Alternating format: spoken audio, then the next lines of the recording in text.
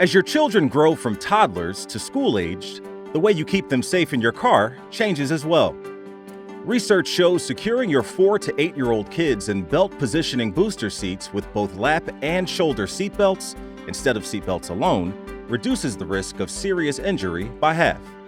On young children, the shoulder portion of a vehicle seatbelt often crosses the neck rather than the shoulder, which is both uncomfortable and dangerous. To get comfortable, kids may put the shoulder belt behind their back or under their arm, which isn't keeping them safe. If the shoulder belt is not positioned properly and a crash occurs, your child's upper body and head can fly forward and hit the interior of the car, causing neck, spine, or brain injury. After your child completely outgrows the internal harness of their forward-facing child safety seat, you can switch to a belt positioning booster seat.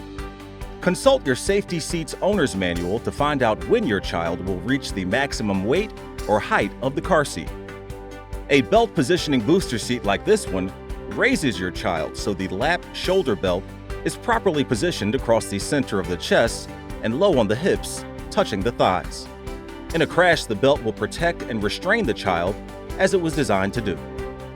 Children should stay in a belt positioning booster seat until the vehicle lap and shoulder seat belt fits properly, typically when they have reached 4 foot 9 inches tall and are between 8 and 12 years of age. Boosters require a vehicle seat with both a lap and shoulder seat belt to work correctly.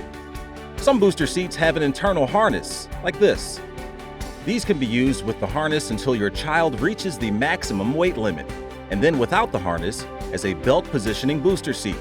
Most booster seats have a maximum weight limit of 120 pounds.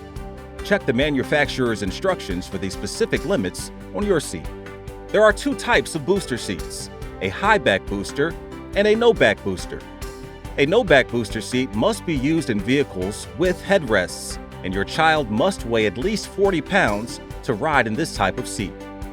All booster seats have specific age, height, and weight requirements, so be sure to check your owner's manual. Belt positioning booster seats are easy to use. You are not installing them as you would a car seat. Booster seats are designed to raise a child up so the seat belt fits correctly. Of course, you still need to read your vehicle owner's manual and booster seat instructions, but here's some general advice on using your booster. The right place for a booster is anywhere in the rear seat that has a lap and shoulder belt. Have your child sit in the booster seat. Pull the lap shoulder belt across their body, buckle it, and make absolutely sure the shoulder strap stays in front of your child. Always use both the lap and shoulder belt. Lap belt guides are cutout grooves on the sides of the booster that help make sure the lap portion of the seatbelt lies below the hips and touches the thighs.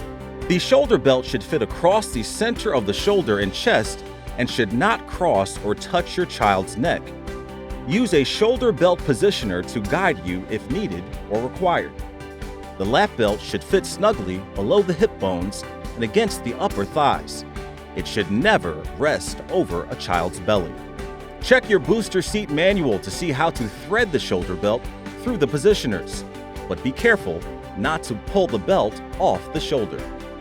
Remember, the experts at Children's Hospital of Philadelphia are passionate about your family's safety, so buckle up. We wish you the safest of travels.